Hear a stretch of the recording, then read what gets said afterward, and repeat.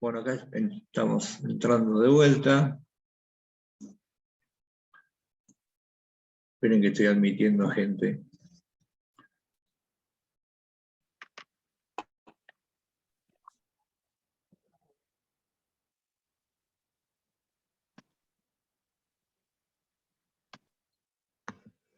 Después háganme acordar, porque creo que Ana había escrito algo con respecto a lo que hicimos la semana pasada de Figma. ¿Se acuerda que dijimos el que quiera hacer algún jueguito figmaniano podría hacerlo, ¿no es cierto? Después háganme acordar antes de terminarlo, vamos a leer. Bien, vamos que entre Fabio y seguimos con este asunto. Cristina está. Ahí está la capital del vidrio presentándose también. Bueno, perfecto. Entonces decía que una cosa que podemos notar, cuando yo digo que podemos notar, o sea, de hecho, vamos a separar un poquito los tantos. Si yo quiero leer por placer o por sufrimiento, que es lo mismo, es un placer, o por lo que fuere, yo no me tendría que estar fijando en detalles retóricos, ¿no es cierto? Nosotros, este tipo de reuniones es una media agua, digamos, entre tratando de no perder el placer de la lectura, también poder señalar algunas cosas así bastante generales con respecto a los recursos que utiliza el poeta. ¿Por qué? Por una cuestión de que, por un lado, conociendo eso, cuanto uno más conoce, más puede disfrutar. Eso por un lado. Pero por otro lado, como yo digo, que tengo la sospecha de que muchos de acá escriben, pueden llevar agua para su molino. O sea, si ustedes ven puntualmente un recurso, ¿por qué no utilizarlo? De hecho, nosotros trabajamos con ese material que es la palabra, que está a disposición de todos. Entonces, una cosa en la que podríamos fijarnos es en cómo están coloreados digo, los textos de Amelia Biagioni. Figman adjetivando sus abstracciones, otros utilizando simplemente adjetivos elocuentes, digamos, Borges con las hipálages. Pero acá el peso del color de los textos no cae en los adjetivos, sino en los sustantivos. Decir perro es poner una marca muy fuerte, es un modalizador muy fuerte, digamos, es casi más que una metáfora, es como una alegoría, ¿no es cierto? Es una metáfora bastante más ceñida y de mucho impacto. Entonces yo, diciendo perro, digamos, por un lado, estoy dando una imagen nítida, pero por otro me ahorro o evito caer en una excesiva adjetivación. Bueno, Amelia Biagioni es una maestra en este tipo en este sistema de colorear los textos, ¿no? Bien, vamos a leer otro textito. Bueno, además, digamos, la temática, sin interpretar el texto, digamos, uno puede decir, bueno, se está refiriendo, es una apelación, le está hablando a otro personaje, que no sabemos quién es, uno puede sospechar ahí cualquier cosa. Ahí estamos dentro del paradigma, que es abierto en este caso, o sea, puede ser alguien más, puede ser un hombre, puede ser un amor, puede ser otra mujer, puede ser, qué sé yo, o puede ser ella misma, o puede ser nadie, qué sé yo, puede ser Dios. De hecho, hablando de Dios, Amelia Biagioni tiene una beta mística muy importante que la fue puliendo a lo largo de su obra. Ella empieza con una cierta ortodoxia católica. Sus primeras invocaciones, digamos, a Dios son a un Dios católico. Después ella va a ir separándose de ese catolicismo así tan cuadrado y va a adoptar una cosa un poco más cósmica, un poco más, digamos, panteísta, ¿no es cierto? Ella, después vamos a leer un fragmentito de una carta donde ella habla del tema religioso también. Pero yo trato de un poco de esquivarlo, o sea, no lo esquivo porque ella específicamente nombra a Dios, Señor, bla, bla, bla. Pero digamos, cuando uno mete la impronta religiosa, uno tiende a quedar pegado en esas interpretaciones, y acá estamos tratando de mantener la cintura en movimiento, ¿viste? Sin quedarnos en una sola cosa. Y así como dijimos hace un rato, que por ejemplo, esta cuestión casi innata que tenemos nosotros con el endecasílabo, Pese a que somos el último arrabal de España, ya bastante prostituido en el buen sentido de la palabra, o contaminado por otros decires y por otros modos, que a la ruptura del endecasílabo da unas formas determinadas también, ¿no es cierto? Más abiertas, pero bastante reconocibles. Pasa lo mismo con las religiones. Acá me voy a meter esta, no es mi campo, pero digamos una opinión, nada más. No. Acá hay judíos, acá hay católicos, acá hay protestantes, habrá musulmanes, qué sé yo, no sé, budistas. Los budistas tienen prensa de ser los más amplios de todo, pero yo no estoy tan seguro. Pero bueno, no importa. O sea, obviamente casi todos son ateos. Perdón, o sea, no es una afirmación, es una sospecha que tengo, digamos, o no es un creyente militante, practicante, alguno habrá, pero digamos, la mayoría a esta altura del campeonato bueno, tiene otra información. Entonces, ¿pero qué pasa? No hay dos ateos iguales, o sea, si vos ponés un ateo judío con un ateo católico, son dos cosas distintas. O sea, seguimos siendo católicos aún en el ateísmo, tenemos una manera de ser ateos católica. Y así me pasa con las demás religiones, ¿cierto? Entonces, siempre va a haber un sesgo, aunque te conviertas al hinduismo, o aunque profeses el budismo zen, o aunque adores a Dunga Dunga, ¿viste? En el medio de la selva, va a haber una forma atea que va a responder a esos parámetros en los que fuiste formateado, digamos. Entonces eso también hace al enriquecimiento, o sea, a lo rico de las distintas expresiones, ¿no? Eso quería decir de pasada. Pues si no lo digo acá, ¿dónde lo voy a decir? No puedo ir al bar a hablar con los muchachos por el tema de la pandemia, así que igual no me escucharían demasiado, bueno, no importa. Bueno, entonces sigo. A ver, vamos a ir con un texto ahora. Estos dos eran de su primer libro que se llamó Sonata de la Soledad. Y acá hay uno que se llama Torre del Té. Estas cosas tienen bastante preciosismo todavía, en el sentido de una expresión fina, no demasiado disruptiva, no demasiado incómoda, aunque ya va apuntando a algunas cosas, ¿no? Este se llama Torre del Té, y es la actitud de alguien que está mirando desde algún lugar alto, la ciudad, qué sé yo. Ella, el impacto de la ciudad de Buenos Aires, se nota también en sus textos, ¿no? Sobre infinitos pisos y negocios bebo magia de té dorado. El ventanal profundo está ofreciéndome un abismo de Portland delicado. La famosa rima, ¿no es cierto? Con la liviana llave de esta altura, acá aparece la llave, ella va a hablar mucho de la llave, de hecho un libro de ella se llama La llave también, ¿no? Con la llave que comprende tantas cosas, la poesía es una de ellas, ¿no? Es una llave, quiero decir. Con la liviana llave de esta altura abro el sueño de la ciudad y en la tarde los prismas angustiados se difuman en ancha suavidad.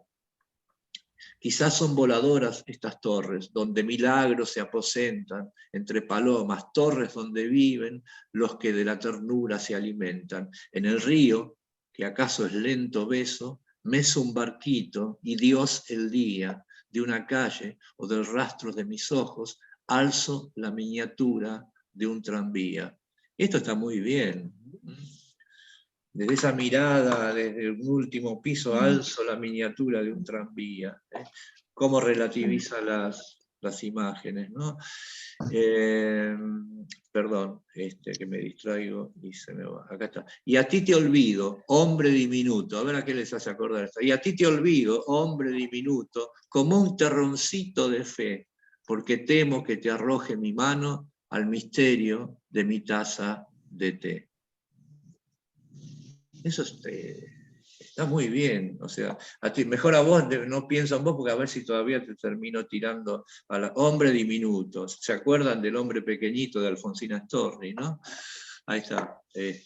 Acá hay una lectura de Alfonsina Storni, evidentemente, ¿cierto? Pero bueno, con otro sesgo. quiero decirle a Alfonsina Storni, antes que me olvide, que, digamos, bueno, murió muy joven, ya sabemos. Al momento de morir, Alfonsina Storni estaba dando un giro muy interesante en su retórica, estaba saliéndose ya del modernismo, ese un poco adocenado, ¿no?, de sus primeros textos, o del romanticismo directamente, porque transitó también por esos lugares, y estaba adquiriendo unos sesgos vanguardistas muy interesantes que lamentablemente no, bueno, quedaron ahí porque murió directamente. Entonces, bueno, y por eso yo arranqué, porque este ciclo lo podíamos haber arrancado tranquilamente por Alfonsina Storni y por Fishman, digamos, por cronología, más o menos andaban por ahí. Pero prefería arrancar por Fishman y dejar afuera a Alfonsina Storni por este tema de la retórica, un poco, o sea, atrasaba un poco en la retórica para la manera, para la visión que yo tenía de encarar estos textos. Todos estos poetas que estamos leyendo tienen algún rasgo de haber modificado la retórica y de haber por ahí sin ser vanguardistas del todo, haber experimentado y haber puesto una expresión mucho más interesante que aquella vieja retórica del modernismo, ¿no?, que además la conocemos demasiado bien. Así que bueno, entonces este poema de la Torre del Té, en el que ella se abstiene de mirar a un hombre o de pensar en un hombre por miedo a diluirlo como un terrón de azúcar en su taza de té. Es muy interesante ese texto. Y ella era una mujer, según se dice, ¿no es cierto?, muy delicada, de modales muy suaves, de hablar en un tono así muy mesurado, una mujer como que no quería molestar, como que prefería estar un poco así en la invisibilidad, ¿no? Y esa amabilidad de alguna manera se presenta en los textos, pese a que genera momentos muy violentos desde lo retórico, o sea, muy violentos en el sentido de muy contrastantes, ¿no?, y a veces también muy desesperantes. El tema de la muerte también es un tema que, como en todos los poetas, ¿no?, pero también va a estar muy presente en ella. Por eso se la comparó muchas veces también con Alejandra Pizarnik. Ahora ella va a encontrar otras soluciones al tema ese del encierro y de la confrontación del lenguaje con la muerte. Va a encontrar cada una de ellas soluciones distintas. Eso ya vamos a verlo también. Bueno, bien, ese era ahora voy a seguir con otro textito. Ustedes ahora vamos a parar un segundo cuando yo lea y vamos a hablar un poquito. La llovizna se llama otra constante, el tema del bosque, de la lluvia, del vuelo, incluso de ciertas aves, de cómo ella utiliza las imágenes de las aves. La llave va a estar muy presente también, ¿no?, y su confrontación permanente con el lenguaje. Cuando digo confrontación quiero decir su trámite con el lenguaje, su negociación con el lenguaje. Se llama La llovizna. Yo, con la vaga frente en la balada y el talón, habla la llovizna, ¿no?, y el talón en el musgo de los siglos, yo, que inventé el otoño lentamente, y gris y lentamente soy su vino, yo, que ya agonizaba cuando el hombre me amó para nombrarme la llovizna, yo que cruzando su durar lo nublo de eternidad y de melancolía, yo que debo medir la soledad entera y desandar todo el recuerdo, y más, y gris, y lentamente el día. Fíjense esto, y más, y gris, y lentamente el día. Ahí tienen el tema de cómo ella colorea los textos, ¿cierto? Y más, y gris, y lentamente el día. Son tres cláusulas o tres funciones que ella emplea para darle el énfasis a lo que esta lluvia está viniendo a representar o está queriendo decirnos. Pero ella no habla nunca, va a decir, soy intensa, hago las cosas con... No, y más, y lentamente. Bueno, esa es la manera de colorear que tienen los textos, ¿no? estaba un momento, señalado asperjar el fin del tiempo. Yo a veces, mientras limo tristes mármoles, la lluvia lima los mármoles, tiene toda la eternidad para hacerlo, y herrumbro amantes, pienso que en la tierra no existo, que tan solo voy cayendo así de la nostalgia de un poema. Es decir, esta lluvia finalmente se nos presenta como una consecuencia retórica o una consecuencia de la retórica. Pienso a veces que simplemente estoy cayendo de un poema. No existo en realidad, caigo de un poema. Y acá tenemos el tema del lenguaje. Acá ella va a hablar de la poesía permanentemente, y va a ir abordándola desde distintos prismas. Ya lo vamos a ver eso. Y esto también es una de las características de lo que podemos llamar poesía moderna, por llamarlo de alguna manera, de la poesía que se empezó a hacer desde un tiempo ya un poco lejano a esta parte. O sea, una de las características de la poesía, como la entendemos hoy, como la consumimos hoy, es que al renunciar, digamos, renunciar en el sentido de dejar de lado, ¿no? Al dejar de lado su pretensión didáctica, lo que hace es hablar de algo, pero siempre la poesía está hablando de la poesía. Siempre o está hablando del lenguaje, o está dando cuenta de cómo se construye. O sea, la poesía habla de algo y también de la poesía. Digo, esta poesía, digamos, nueva. Y estos textos están, pese a que todavía tienen un cierto anclaje formal en lo de antes, desde el punto de vista del contenido, son absolutamente modernos, porque utilizan ese mecanismo. Eso es un poco inevitable, ¿no? Y acá hay otro punto de contacto, voy anticipándome bastante, me parece, cuando el día que hagamos Alejandra Pizarnik ya no va a haber nadie interesado, pero bueno, hablar otro poquito de las diferencias, ¿no es cierto? Con Alejandra Pizarnik sucede exactamente lo mismo, o sea, es una mujer que habla siempre, el lenguaje es su tema, digamos, la casa del lenguaje, el bosque de las palabras, y ella quisiera decir y que la cosa que ella dice se materializara, o sea, muy imbuida en el tema del lenguaje, es decir, los textos de la Pizarnik también hablan de lo que hablan y hablan del lenguaje, pero a diferencia de la Biagioni, que se volcó al lenguaje, o sea, digamos, yo diría, entendió al lenguaje como una condición, por un lado fundamental, pero también inestable. Entonces, a diferencia de Pizarnik, Biagioni desecha la idea de hacer una casa en ese lenguaje. Simplemente lo va a transitar y ese tránsito por el lenguaje va a ser, digamos, su huida, su cosa fugitiva. También va a hablar mucho de las cacerías, del tema de la cacería, ¿cierto? Ella llegó a tener una concepción, digamos, como que lo que antes era Dios, aquel Dios católico al cual hablarle de rodillas,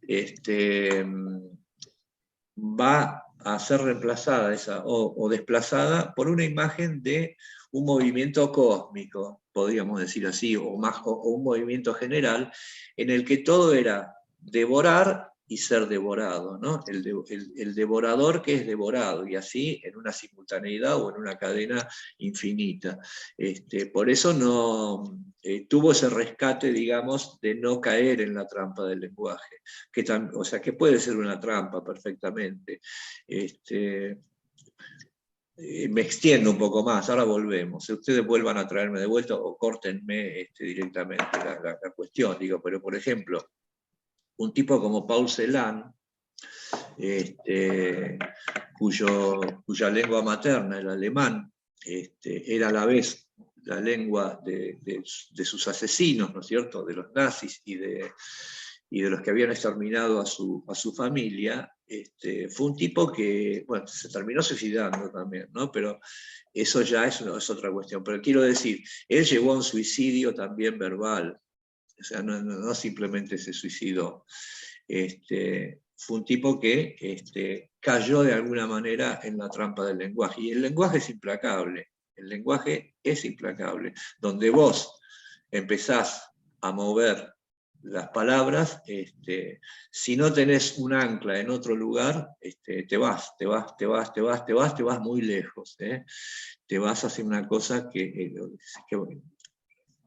en busca de la expresión, después no tenés retorno. Esto le pasó a mucha gente. Y algunos fueron genios. Paul Celan, sin ir más lejos, ¿no es cierto? Pero fue lo de Paul Celan, entre otras cosas, fue un suicidio verbal también. O sea, llegó un poquito, un paso, puso un dedo más allá de la frontera, ¿no? Y esto, acá tenés, a ver, acercarlo un poquito más. Ahí está. Mirá, hebras de sol. Hebras, nada menos, ¿no? De sol. En fin, entonces acá pasa algo en ese sentido. Yo no estoy comparando poéticas, digo que son fenómenos más generales. La poesía habla de la poesía. Digamos, si vamos a hacer una comparación un poco más grotesca, si ustedes me permiten, es como la droga, en cierto modo. Hablo de la droga en general. Vamos a hablar de la cocaína más puntualmente, ¿no es cierto? Es una cosa que a uno, o sea, te agarra a cierta edad, y en esa edad en la que te agarró quedás fijado. Después no tenés mucha evolución emocional. Entonces, ¿y qué pasa con esta droga? Terminás hablando de cocaína todo el tiempo, ¿viste? O sea, la droga quiere que hables de la droga, eso es así, ¿viste? Habrá otras que también sucede. Bueno, con el lenguaje pasa algo por el estilo, ¿no es cierto? Y yo creo que Pizarnik, en ese sentido, también cayó como Celan un poco en la trampa. Lo que pasa es que acá hay cosas, digamos, yo no estoy culpando al lenguaje del suicidio de nadie, o sea, son cosas que andás a ver por qué suceden, o sea, nadie se suicida por una sola cosa tampoco, ¿no es cierto? Supongo yo que es una cosa mucho más compleja, pero, viste, esta gente que alguna desesperación arrastra, suelen ser los obsesivos también del lenguaje. Bien, fuera de eso, terminamos con ese tema. Vamos a leer otro texto de la Biagioni. Fíjense cómo de a poquito, ya no son sonetos estrictamente, ya la forma se va liberando un poco, y también hay más soltura en la expresividad. Se llama Manifiesto, y dice lo siguiente: yo me resisto a la calle de los ahorcados, a acatar la orden de ser tibia y cautelosa, de asirme a la seguridad, de acomodarme a la costumbre, de usar reloj y placidez. Ella podía haber dicho a la costumbre plácida de usar reloj, pero como ella hace el desplazamiento siempre de la adjetivación, termina recayendo en el sustantivo, ¿no es cierto? De acostumbrarme al reloj, a la placidez. Aventura acuerda, palabra pálida y mortal y ojos con límites. Yo me resisto entre las muelas del fracaso a cumplir la ley de cansarme, de resignarme, de sentarme en los fofos del mundo, mortecina de una espada lánguida esperando el marasmo. Yo me resisto, acosada por silbatos atroces, a la fatalidad de cerrarme y perder la llave, o de arrojarme al pozo. Con toda la médula levanto, llevo, soy el miedo enorme. Avanzo sin causa, cantando entre ausentes. Este es un texto extraordinario que podía haber sido escrito ayer también. Acá ya tenemos, ya está completamente ayornada, ya está completamente en una expresión actual, digamos, o moderna. Y una más, ¿no es cierto? Acá otra vez aparece el tema de la llave, y ella, ¿qué es lo que dice? Yo me resisto, acosada por silbatos atroces, a la fatalidad de encerrarme y de perder la llave. ¿Sí? Eso es lo que pasó también con Paul Celan y con Alejandra Pizarnik, de alguna manera. Ella se resistió, y a esta mujer, digamos, le funcionó eso. No digo que todo el mundo pueda hacerlo, o sea, yo no estoy hablando de eso, no digo que hay una manera de hacer bien las cosas que va a impedir que te suicides, o que va a impedir que te ahogues, o que va a impedir no sé qué, no. Cada uno hace lo que puede, en definitiva. Ella lo declara acá. Se resistió y lo pudo hacer, se resistió retóricamente y lo pudo hacer fácticamente, digamos. No hay una relación tampoco de causalidad en eso. Pero bueno, esto más o menos son, acabo de leer textos de sus dos primeros poemarios, ¿no? También se dice que era una mujer muy agradable, ¿no es cierto?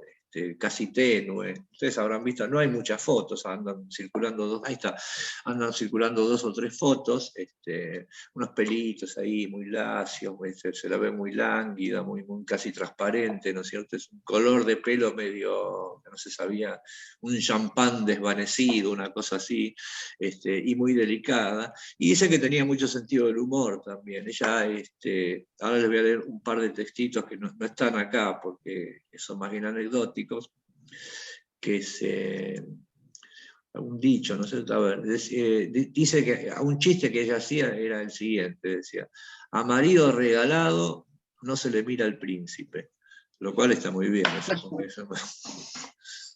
Total, bueno, ya está, ya lo tenemos, ¿viste? No vamos a andar indagando demasiado. Apagar la luz que lo agarramos vivo, como decía un amigo mío, ¿viste? Y después tiene un poema también que anda por ahí, yo no lo pude conseguir completo, a ver si lo encuentro por acá. A ver si está acá. Dice, fíjense qué interesante este texto, que es muy distinto de todo lo que leímos, es mucho más tipo la Susana Tenon, por ejemplo, mucho más coloquial, ¿no? Que Susana Tenon también lo vamos a ver en este viaje, ¿no? Y dice así: señor del Fiat, sálveme, soy culpable pero inocente. Soy culpable pero inocente. Le habla al señor del Fiat, salvame, ¿viste? Soy culpable pero... Y esto, ojo, porque ahora cuando lo lea todo van a ver que está dibujando una época que nos tocó vivir a todos, ¿no? Salvo a Luis, que es muy jovencito y vivía en la capital del vidrio, estaba a salvo. Dice, señor del Fiat, sálveme, soy culpable pero inocente. Me persiguen fusiles porque amé demasiado por un lado y nada por el otro. ¿Qué tal? Es una cuestión de amor, en definitiva. Y nada por el otro. Lléveme a una embajada por el mayor favor. ¿De qué color? Una embajada blanca. ¿No le gusta una negra? Le contesta el señor del Fiat. O sea, sáquenme de acá, de alguna manera. Soy culpable pero inocente. Y yo creo que esto de ser culpables e inocentes, o de ser inocentes y culpables a la vez, es algo que en mayor o menor medida, y sobre todo en cierta época, sentimos todos, ¿no? En fin, un texto, digamos, gracioso, pero que tiene su calado. Digo porque para que vean que tenía una variedad de registros interesantes. Por algo después ella influyó en otras poetas, como Susana Tenon, la cual le escribía cartas también, ¿no es cierto? Susana Tenon está lleno de estas cosas parecidas al señor del Fiat, ¿no? Bien. Entonces vamos a ir con otro textito. ¿Alguien quiere preguntarme algo? Hacemos una pausita y charlamos un rato, 5 minutitos, así no me quedo mudo. No.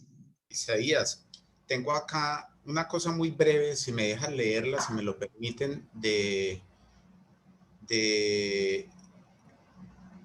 Cristina Peña, que habla sobre ella. Ajá, sí, decía, a ver. Me regalan un segundito, nada más. Dale.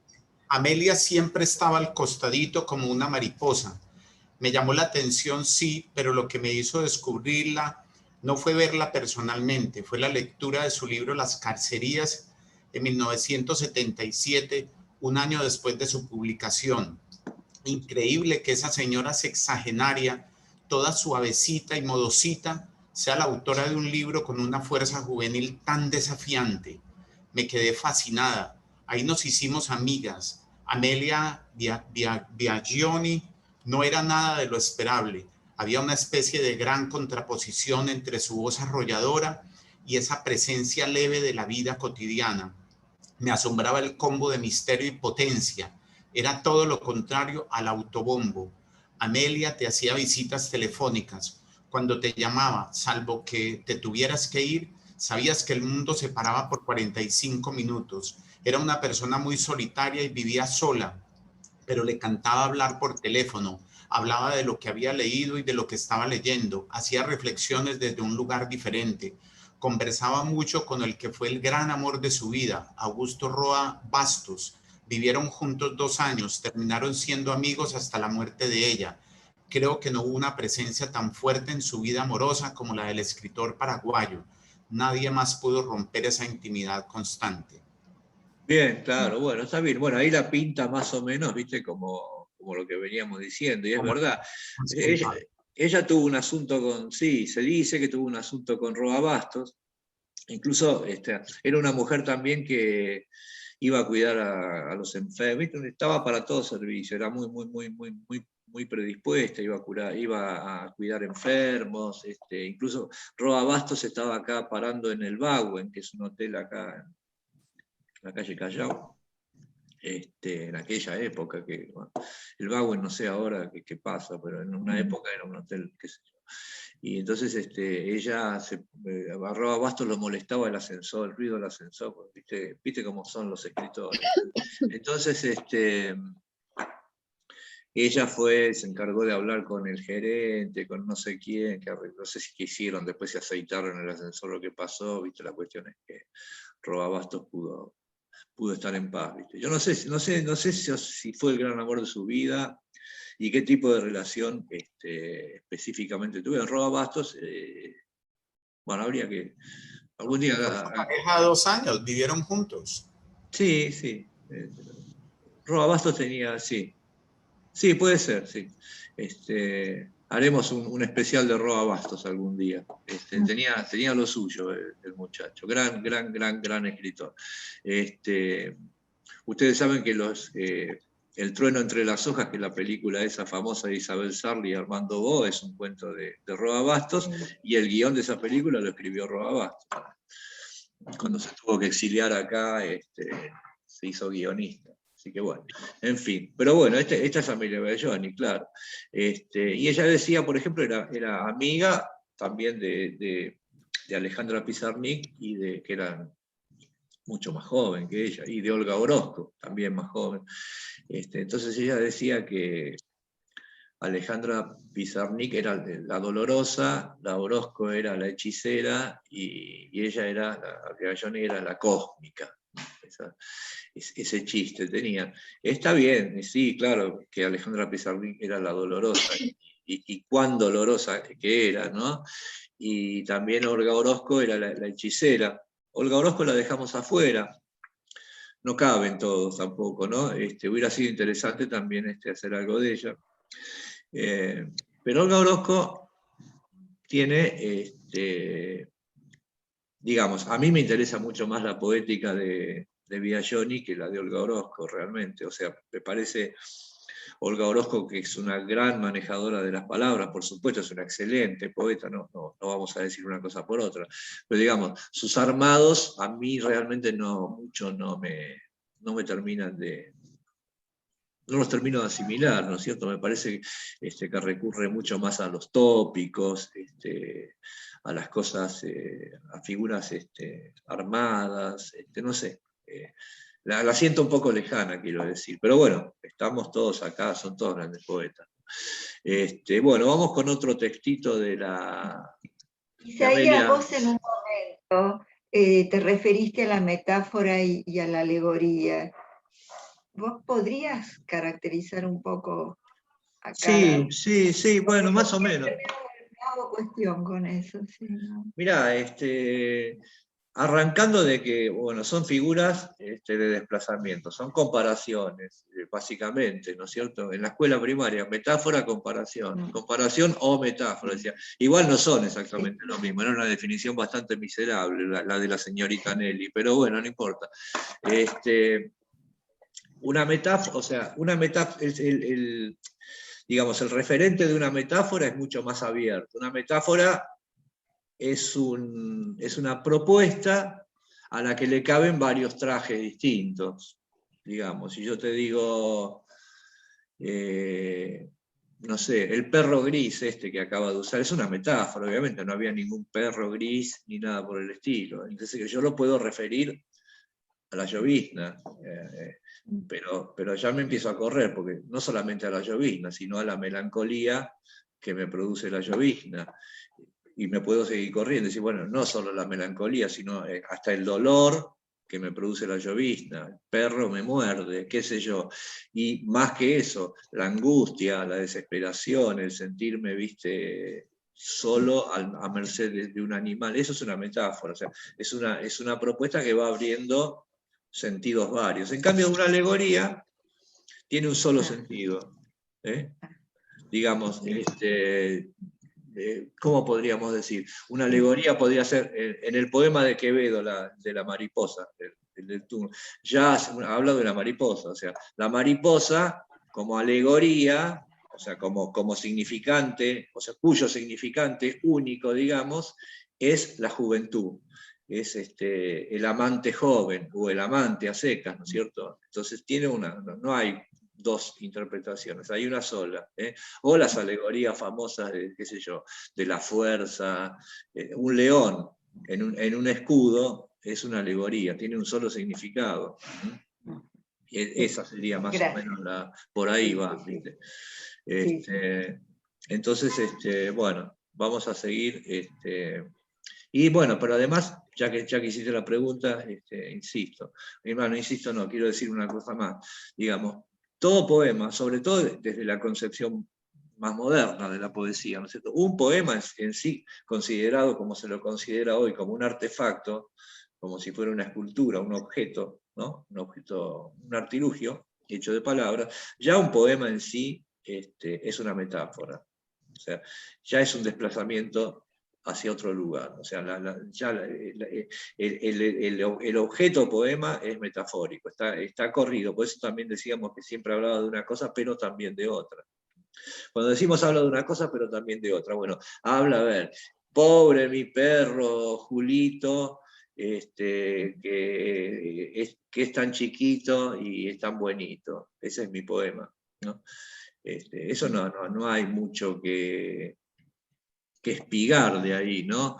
Pero digamos, digo, pobre mi perro Julito, tan chiquito, ¿quién le hablará de cariño si no soy yo que me lo traje del potrero donde estaba? Bueno, empieza un poquito más. Entonces ya ahí me estoy metiendo en otra cosa, porque ya si hay una relación de cariño, de cosas, ya no es solo, puede aplicarse al perro Julito o a mi novia Periquita, o a qué sé yo, o a mi hijo Carlitos, no sé, en fin, ¿viste? Entonces, siempre va a estar hablando de otra cosa. Y también, o si yo dijera, por ejemplo, ¿cómo le hablaré de mi amor? Ya estoy ahí haciéndome un planteo un poco más retórico. A ver, ¿cómo voy a resolver decir que yo quiero, esta cosa que yo le quiero decir al perro Julito, ¿viste? Aunque el perro Julito no me entienda nada. Igual mueve la cola. Claro, porque por su naturaleza... Claro, por su naturaleza el poema es un abridor de sentidos. Claro, exactamente. Si es un artefacto sería una especie de abrelata. Ponele, está muy bien, claro que sí. Sí, ¿por qué no? Sí, es un abridor. Por eso en un poema estrictamente, digamos, no tendríamos que abundar en metáforas. O sea, una, ¿viste? Y ya está, no hace falta llenarlo de comparaciones y de cosas, porque ya de por sí tiene ese funcionamiento. Claro, porque se neutraliza.